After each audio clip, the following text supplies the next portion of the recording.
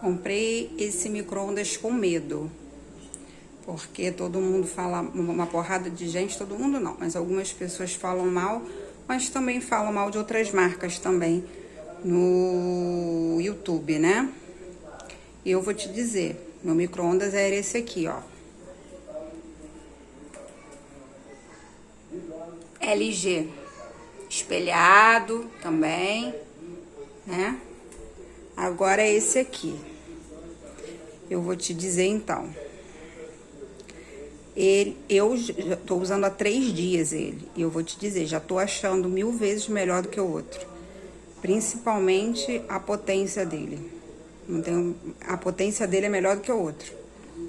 Para esquentar as coisas, para descongelar. Entendeu? Eu recomendo.